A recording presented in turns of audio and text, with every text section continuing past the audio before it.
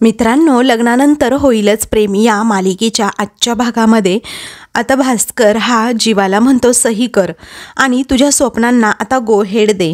तेव्हा जीवा आता पेन हातात घेतो आणि सही करणार। तितक्यातच ढगांचा गडगडाट होतो, खूपच विजा चमकू लागतात। त्यामुळे जीवा आता गोंधळतो, गडबडतो आणि थोडा घाबरतो सुद्धा। सही करायचाच तो थांबतो आणि इकडे तिकडे बघतो। तेव्हा भास्कर विचारतो, अरे काय झालं जीवा? तेव्हा जीवा घाबरूनच म्हणतो, नाही काही नाही झालं। मग फायनली आता जीवा ती साईन करून टाकतो आणि लगेचच सर्व पेपर तो भास्करकडे देतो। तेव्हा भास्कर म्हणतो, जीवा तुझं खूप खूप अभिनंदन for Nandini low cost housing. असं म्हणून दोघेही एकमेकांच्या हातामध्ये हात मिळवू लागतात। मग आता जीवा तेवढाच खुश होतो आणि थँक्यू सो मच सर असं म्हणतो। आता जीवा त्याच्या स्वप्नांच्या एक पाऊल पुढे गेलेला असतो, त्यामुळे त्याचा कॉन्फिडन्स देखील तेवढाच वाढलेला असतो। तर दुसरीकडे आता पार्थचं काम सुरू असतं आणि त्याला उद्या प्रेझेंटेशन द्यायचं असतं, म्हणून तो म्हणतो चला आता प्रेझेंटेशन रेडी, कारण उद्याची खूप महत्त्वाची मीटिंग आहे। ती एकदा का क्रॅक झाली आणि हे डील मिळालं तर बाबा हे टूरवरून आल्यानंतर खूपच खुश होतील आणि त्याचबरोबर काव्यसुद्धा खूप खुश। मी टॉप 30 आर्किटेक्टमधून डायरेक्ट टॉप 20 आर्किटेक्टमध्ये येऊ शकतो। मग या मांजरीसमोर फुशारक्या मारायला मी मोकळा। तो स्वतःशीच आता हसू लागतो। त्यानंतर कुणीतरी दार ठोठावतं, त्यावेळी आता पार्थ म्हणतो, मांजर आली का असं म्हणून तो लगबगीने उठतो आणि दार उघडतो। तर समोर त्याची मांजर म्हणजे काव्य नसून तर अनिशा असते। तेव्हा तो अनिशाला पाहताच थोडा गोंधळतो आणि विचारतो, अहो अनिशा ताई तुम्ही, पण आमची मांजर कुठे गेली? तेव्हा पुस्तकात डोकं घालून बसलीये तुमची मांजर असं अनिशा सांगते। तेव्हा पार्थ हसून म्हणतो, अहो त्या अभ्यासू आहेत ना। त्यावेळी अनिशा म्हणते, ऐका ना त्यांना थकतच नाही आणि मला तर वाटतं ना ती मांजर नाहीच आहे। पार्थ विचारतो, का बरं? मग अनिशा म्हणते, मला असं वाटतं ना ती घुबड आहे, घुबड। तेव्हा पार्थ हसतो आणि म्हणतो, काय माझ्या मांजरीला घुबड बोलताय का तुम्ही? तेव्हा अनिशा विचारते, मग दुसरं काय बोलणार? तेव्हा पार्थ विचारतो, का बरं? मग अनिशा म्हणते, अहो घुबडासारखी रात्रभर जागी राहत असते आणि तिच्यामुळे ना मलाही झोप नाही लागत। मग आता पार्थ खुश होतो आणि विचारतो, अच्छा म्हणजे तुम्ही इथे झोपणार आणि मी वर गेस्ट रूममध्ये तिकडे काव्याजवळ झोपणार का? अहो मला आणि काव्याला एकत्र आणण्यासाठी तुम्ही किती एफर्ट्स घेता हो। अहो तुम्ही झोपा हां, मी जातो असं म्हणून तो घाईतच काव्याकडे निघालेला असताना अनिशा म्हणते, अहो थांबा थांबा, अहो जरा हळूहळू, जरा ब्रेक लावा की तुमच्या गाडीला। तेव्हा अनिशा म्हणते, अहो मी ना फक्त ब्लँकेट घ्यायला आले होते। तेव्हा पार्थ आता गुपचूपच अनिशाकडे ब्लँकेट देतो। ती विचारते, काय झालं हो जिजू? तेव्हा पार्थ म्हणतो, काही नाही, पण तुमच्या मांजरीला विचारा रेड वेल्वेट पेस्ट्री किंवा आईस्क्रीम वगैरे ऑर्डर करू का? तेव्हा अनिशा म्हणते, नाही नाही अजिबात नको हां। तेव्हा पार्थ विचारतो, का बरं? मग अनिशा म्हणते, अहो लास्ट टाइम तुम्हाला आठवतंय, अहो तुम्ही मोहिते सदनमध्ये पेस्ट्री घेऊन आला होतात आणि तीच पेस्ट्री घेऊन ती झोपली होती ना। तेव्हा पार्थ म्हणतो, हो तेही बरोबर आहे, नको नको आता नाही करत हा ऑर्डर, जाऊ दे मी सुद्धा उद्याच आता खातो असं म्हणून पार्थ एकदम शांत होतो। त्याचवेळी अनिशा विचारते, म्हणजे तुम्हाला भूक लागली आहे का जिजू? पार्थ म्हणतो की तसा पोटभर जेवलोय मी, आईने केलेलं होतं ते, परंतु रात्रीची थोडीशी अशी क्रेविंग म्हणतात ना तशी आहे, पण स्वतः बनवायची तर इच्छाच नाहीये आणि एकट्यासाठी ऑर्डर करायचा तर मूड नाहीये, सो असो हां। तेव्हा अनिशा म्हणते, ओके गुड नाईट असं म्हणून ती जायला निघते। अनिशा गेल्यानंतर पार्थ म्हणतो, माझे नाईट तेव्हाच गुड होईल जेव्हा काव्या या रूममध्ये येतील। तर आता दुसरीकडे नंदिनी झोपण्याची तयारी करते। तेव्हा जीवा हा तेथे गाणं गुणगुणत येत असतो। त्याचवेळी आता तो नंदिनीच्या अंगावर टॉवेल फेकून मारतो। मग नंदिनी अजूनच चिडते। तेव्हा आता जीवा तिच्याकडे बघतो आणि अजून मोठ्याने गाणं गुणगुणू लागतो। जीवा जेवढा मोठ्याने गाणं गुणगुणतो तेवढ्याच नंदिनीला आता राग आलेला असतो। त्यानंतर आता जीवाच म्हणतो की, काय हो चकाचक बाई, काय झाले काय? तेव्हा नंदिनी म्हणते, काय म्हणजे मला कशाला काय होईल आणि मी उगीच कशाला रुसेन? तेव्हा जीवा म्हणतो, तुम्ही बायका जेव्हा काही झालेलं नाहीये असं म्हणताना नेमका तेव्हा तुमच्याच आत असा ज्वालामुखी भडकलेला असतो। मग नंदिनी अजून आदळापट करू लागते। तेव्हा जीवा म्हणतो, ए चकाचक बाई सोड ना अगं आता हा रुसवा, तुला काय हवंय? उद्या मी तिथे आनंद निवासमध्ये यायला हवंय ना? तर ठीक आहे, उद्याच्या कार्यक्रमासाठी मी नक्कीच ट्राय करेन. तेव्हा नंदिनी म्हणते नका नका, ट्राय वगैरे कशाला करताय तुम्ही, कारण आनंद निवासच्या सेलिब्रेशनच बघायचंय ना, ते मी माझं बघेन हा, आणि तुम्ही तुमची कामं अगदी निवांत व मस्त करा. तेव्हा जीवा म्हणतो ठीक आहे, आता तू आहे म्हटल्यानंतर काही कमी पडणार नाही याची पूर्णपणे खात्री आहेच मला. तेव्हा नंदिनी अजूनच रागात त्याच्याकडे बघते आणि त्याच्याकडे आता पाठ करून झोपते. त्यानंतर जीवाच्या मोबाईलवर एक मेसेज येतो आणि तो मेसेज तो आता वाचत असतो. आता खूपच आनंद होतो. तो म्हणतो वाव. नंदिनी उठते आणि विचारते आता काय झालं वाव वगैरे करायला. तेव्हा जीवा सांगतो की काही नाही, पण भास्कर काकाच्या टीमने माझं PPT अगदी डन केले, ओके केलंय असं म्हणून तो नंदिनीला गुड न्यूज देतो. पण नंदिनी अजूनच टेन्शनमध्ये येते. मग आता ती जरा विचार करत असते. तेव्हा जीवा सांगतो या PPTसाठी मी एवढी मेहनत केली आहे ना नंदिनी, तुला काय सांगू, दुपारचा लंच सुद्धा मी अगदी स्किप केलाय. तेव्हा नंदिनी विचारते का बरं, असं का केलं, आणि खायला असा कितीसा वेळ लागणार आहे जीवा. मग आता जीवा म्हणतो हो अगं, पण तुला माहिती आहे ना मला ते असं घाईघाईत खायला नाही आवडत, आणि दुसरी गोष्ट म्हणजे भास्कर काका इम्प्रेस होतील ना असंच प्रेझेंटेशन मला बनवायचं होतं, म्हणून मी अगदी कसलीही पर्वा न करता ते PPT बनवत राहिलो.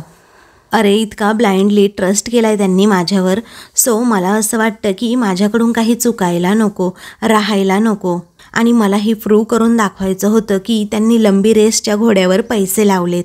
त्यांनी मला खूप आग्रह केला की तू खा, काहीतरी खा, पण मलाच ॲक्च्युली खायची इच्छा नव्हती, आणि उगीचच त्या थोड्याशा वेळासाठी माझी लिंक तरी मी का ब्रेक करू. आणि तुला सांगू भास्कर काका is a gem of person. तेव्हा नंदिनीला आता खूपच राग येतो. तिला माहीत असतं भास्कर नक्की कसा आहे ते, म्हणून ती रागात म्हणते अहो काय सारखं तुम्ही भास्कर काका काका लावले, अहो त्यांना प्रूव्ह करून दाखवायचंय, त्यांना काहीतरी इम्प्रेस करायचंय, एखाद्यावर एवढा आंधळा विश्वास ठेवू नये जीवा. तेव्हा जीवा हसतो आणि म्हणतो की अगं का नाही ठेवायचा, आता आम्ही दोघे एकत्र बिझनेस करणार म्हटल्यानंतर थोडा विश्वास तर ठेवावा लागेल ना नंदिनी.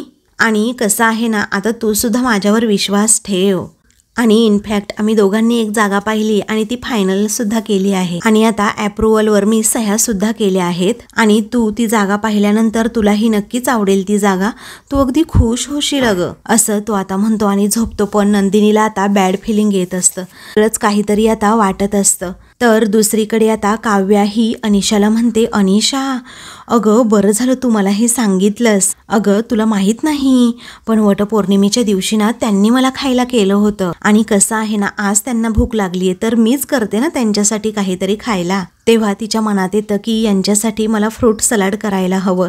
मग लगेचच आता तिला ते प्रसंग आठवतात की वटपौर्णिमेच्या दिवशी जेव्हा मी उपवास धरला होता तेव्हा कशा प्रकारे खूप भूक लागली म्हणून झोपच येत नव्हती, आणि पार्थने कशा प्रकारे मला फ्रूट सलाड बनवून दिलं होतं. मग आता ती सगळं हे अनिशाला सांगते आणि म्हणते बघ मी ना आता फ्रूट सलाड बनवते हां त्यांच्यासाठी. तेव्हा अनिशा देखील तेवढीच खुश होते आणि म्हणते की हो हो जे काही बनवायचं असेल ना ते अगदी प्रेमाने बनव हा तू पार्थसाठी. काव्या म्हणते अनिशा हे बघ जे काही बनवणार आहे ना ते मी मैत्रीच्या नात्याने बनवणार आहे, तू जर अशी प्रेमाची भाषा वगैरे करत असशील ना तर मग बघच हां, तू आता लगेचच तुझं विमान सुद्धा उडवू नकोस हां. तेव्हा अनिशा म्हणते ठीक आहे तू अगोदर लवकर जा बघू, आणि तुझ्या बोक्याची भूक वाढेल त्या अगोदरच तू काहीतरी बनवून ठेव पटकन. तेव्हा लगेचच काव्य जाऊ लागते, पण अचानकच ती तेथे थबकते आणि मागे वळून बघते, कारण तिला आता समजतं या मानिनीने सांगितलंय की माझ्या पार्कच्या आसपास सुद्धा तू जायचं नाहीयेस. मग आता अनिशा विचारते काय झालं ग काव्या, का थांबलीयेस. तेव्हा काव्य म्हणते मानिनी काकूंनी माझ्या पायात घातलेल्या त्या बेड्या मला आठवल्या अगं, आणि म्हणूनच मी थांबली आहे. तेव्हा आता काव्या म्हणते नको अनिशा नको, अगं मी वचन दिलंय त्यांना, आता उगीचच मी नाही जाऊ शकत तिकडे त्यांना फ्रूट सलाड बनवून देण्यासाठी. तेव्हा अनिशा म्हणते काव्या अगं ते वचन वगैरे काही आठवत बसू नकोस हां, अगं वाजलेत बघ आता किती, आणि ज्यांनी तुझ्याकडून वचन घेतलंय ना त्या तर एव्हाना झोपल्या सुद्धा असतील. तेव्हा काव्या विचारते काय खरंच झोपल्या असतील का त्या, आणि खरंच असं झालं असेल का. थांबा आपण असा विचार करत बसायला नको, तू स्वतः अगोदर खाली जा आणि व्यवस्थित खातरजमा करून घे की सगळेजण झोपले आहेत की नाही, अगं स्पेशली मानिनी काकू.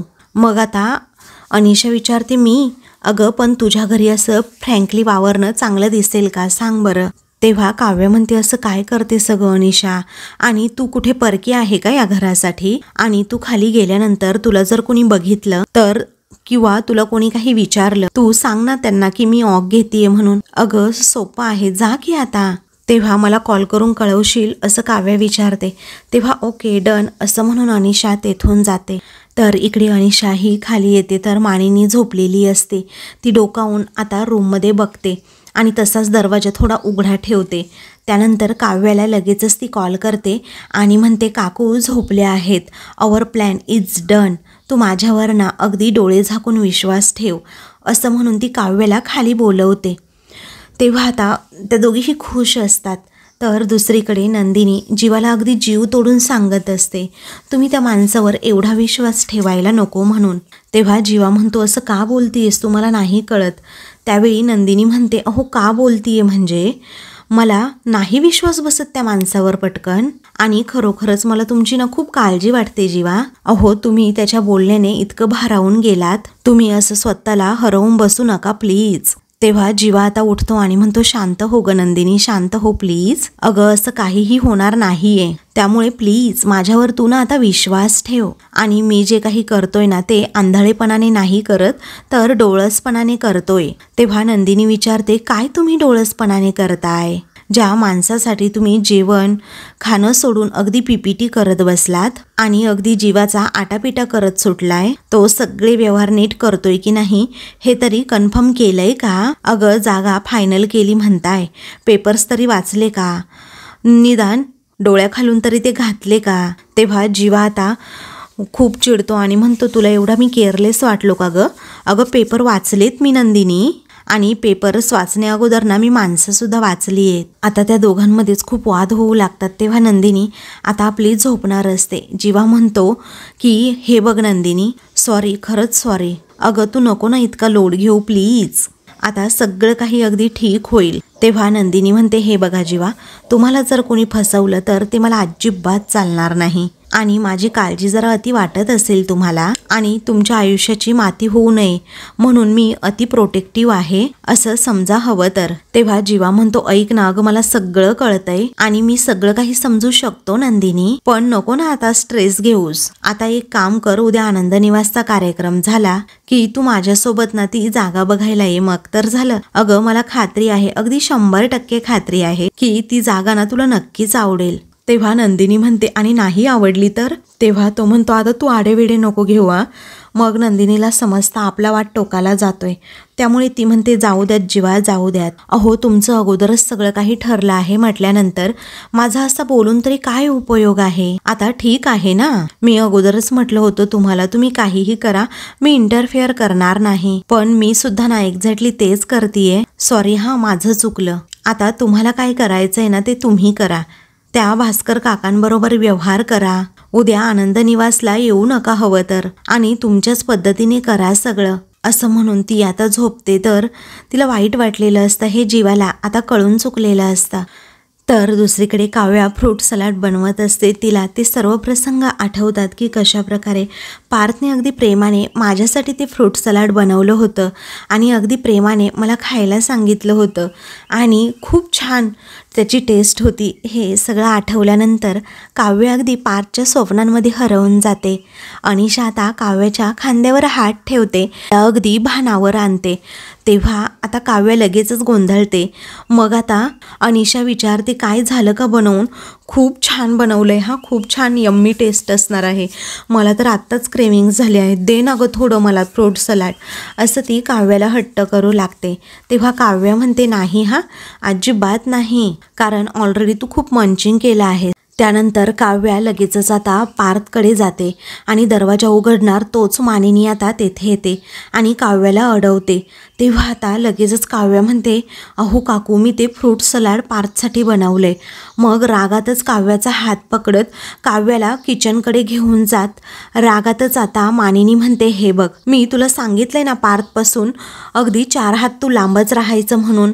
तेव्हा ती म्हणते अहो त्यांना भूक लागली होती म्हणून बनवलंय मी हे फ्रूट सलाड.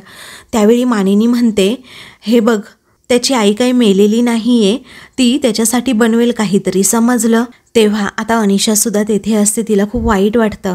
त्यानंतर रागातच मानिनी म्हणते, घरातच चोरून काही गोष्टी करताना ना आजूबाजूच्या खिडक्या दारं बंद आहेत की नाही हे सुद्धा जरा बघायचं असतं, असं म्हणून ती प्रत्यक्षपणे अनिशाला टोमणा मारते. आणि मग अनिशाला ते सगळे प्रसंग आठवतात. त्याच वेळी आता मानिनी रागात म्हणते, आता हिला तू सगळं सांगितलेलं असशील त्यामुळे मी सुद्धा ना तुला तिच्या समोरच सांगते, माझ्या पार्थला तुझ्या खोट्या प्रेमामध्ये ना तू झुलवट अजिबात ठेवू नकोस, कारण झुलवट ठेवलेला फक्त झुलाच चांगला दिसतो, माणूस नाही.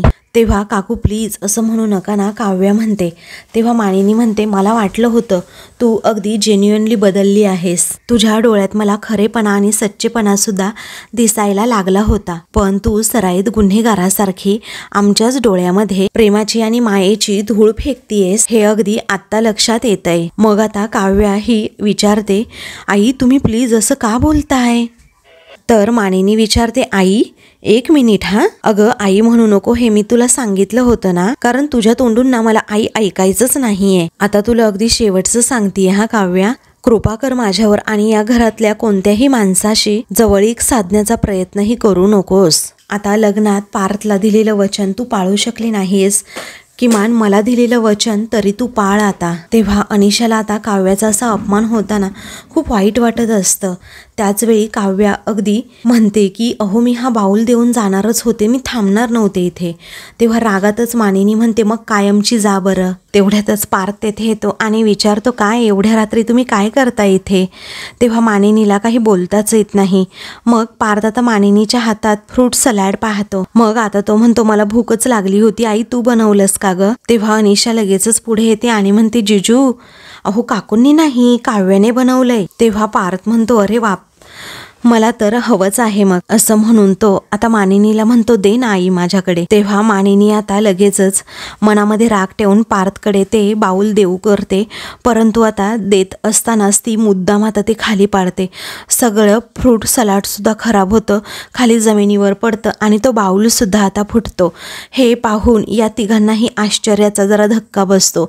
तर काव्या बिचारी मानिनीकडे बघतच राहते आणि पार्थकडे सुद्धा. तेव्हा पार्थ आता खाली तेथे बसतो.